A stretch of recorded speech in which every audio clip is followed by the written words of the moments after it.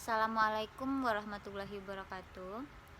Baik, kami dari kelompok 1 akan mempresentasikan mengenai prinsip relevansi dalam pengembangan kurikulum yang beranggotakan saya sendiri Arni Nazira dan anggota lainnya ada Agita Rizal Kusuma, Ameliana Fitriyanti, BS Dita Fitri, Dena Fatliati, dan Dian Mutia. Prinsip relevansi merupakan prinsip dasar yang paling dasar dalam sebuah kurikulum. Nah, prinsip ini bisa dikatakan sebagai rohnya dari sebuah kurikulum. Nah, apabila prinsip relevansi ini tidak terpenuhi, maka kurikulum itu bisa disebut tidak ada artinya atau tidak bermakna. Prinsip relevansi mengandung arti bahwa sebuah kurikulum harus relevan dengan perkembangan ilmu pengetahuan dan teknologi, sehingga memungkinkan siswa untuk mempelajari iptek yang terbaru, sehingga peserta didik memiliki wawasan dan pemikiran yang sejalan dengan perkembangan zaman. Relevan di sini maksudnya yaitu relevan dengan kebutuhan dan karakteristik peserta didik. Artinya, sebuah kurikulum harus sesuai dengan potensi intelektual, mental, emosional, dan fisik dari peserta didik.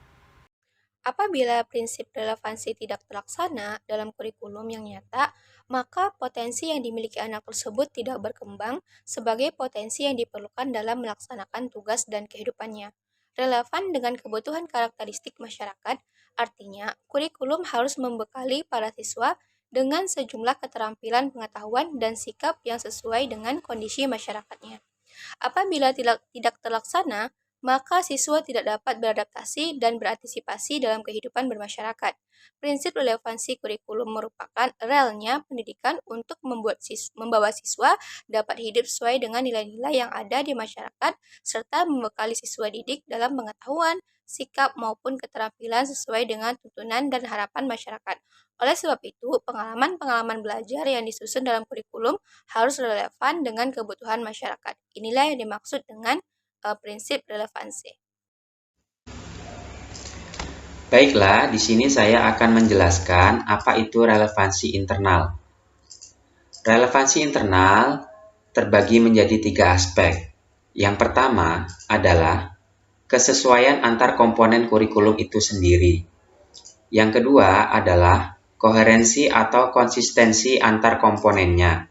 Dan yang ketiga adalah implikasi dari prinsip.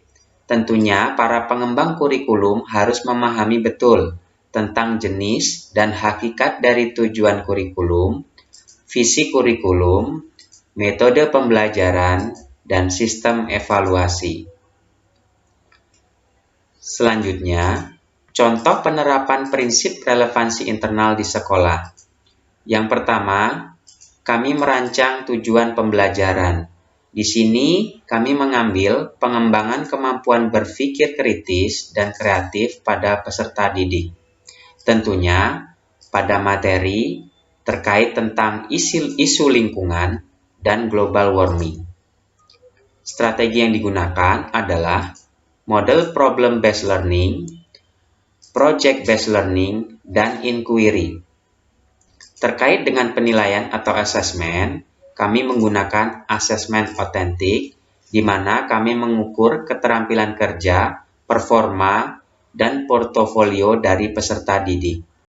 Baik, di sini saya akan menjelaskan mengenai relevansi eksternal. Nah, relevansi eksternal ini berkaitan dengan pengembangan kurikulum yang berasal dari luar. Nah, relevansi eksternal ini terdiri atas yang pertama harus relevan dengan lingkungan sekitar, kemudian yang kedua yaitu harus relevan dengan perkembangan zaman, dan yang ketiga yaitu harus relevan dengan tuntutan pekerjaan dan potensi anak. Nah, selain itu beberapa contoh pengembangan relevansi secara eksternal yang ada di sekolah yaitu yang pertama, pada materi bioteknologi dipilih praktik pembuatan tape dikarenakan di sekolah terdapat tanaman singkong. Kemudian yang kedua yaitu pada materi besaran pokok dan turunan menggunakan penggaris untuk mengukur benda baik dari tinggi, panjang, dan juga lebar. Nah, yang ketiga yaitu membahas isu lingkungan sebagai tema atau materi kurikulum sekolah yang berada di pesisir pantai. Kemudian yang keempat yaitu mengajari siswa menggunakan aplikasi yang menunjang pembelajaran seperti Canva, Google Meet, Google Classroom, Gfront, Quizzes, Wordwall, Microsoft Office, dan lain sebagainya. Pembahasan selanjutnya ialah mengenai implementasi prinsip relevansi dalam pengembangan kurikulum. Prinsip relevansi dalam pengembangan kurikulum dapat kita lihat dalam karakteristik kurikulum merdeka, yaitu kurikulum yang digunakan di Indonesia pada saat ini. Karakteristik kurikulum merdeka yang menerapkan prinsip relevansi yang pertama ialah pengembangan soft skills dan karakter. Pengembangan soft skills berguna sebagai modal untuk peserta didik nantinya di dunia kerja, serta sebagai modal untuk peserta didik dalam bersosialisasi dengan lingkungan di sekitarnya. Dan pengembangan karakter berguna sebagai modal peserta didik untuk dapat memiliki kecerdasan emosional yang dapat membantu mereka dalam kehidupan bermasyarakat. Pengembangan soft skills dan karakter ini diimplementasikan pada pendidikan melalui proyek penguatan profil pelajar Pancasila, di mana pada proyek tersebut peserta didik dilatih untuk menggali, memahami, serta menerapkan nilai-nilai Pancasila pada kehidupan mereka sehari-hari.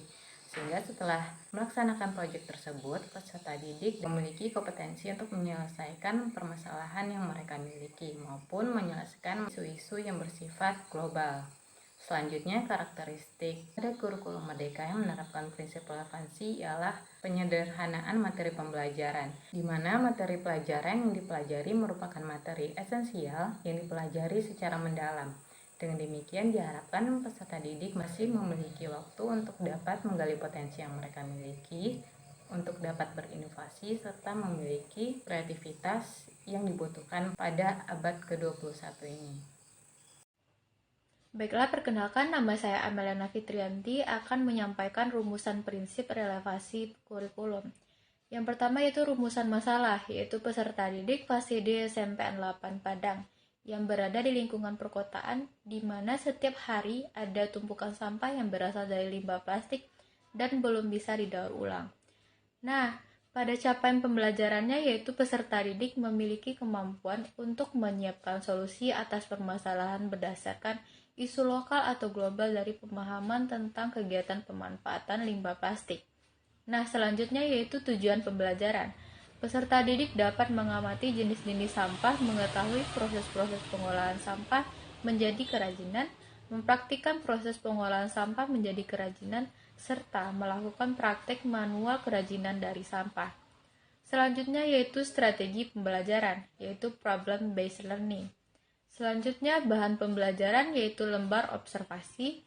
Kemudian yang terakhir yaitu evaluasi pembelajaran, yaitu asesmen formatif.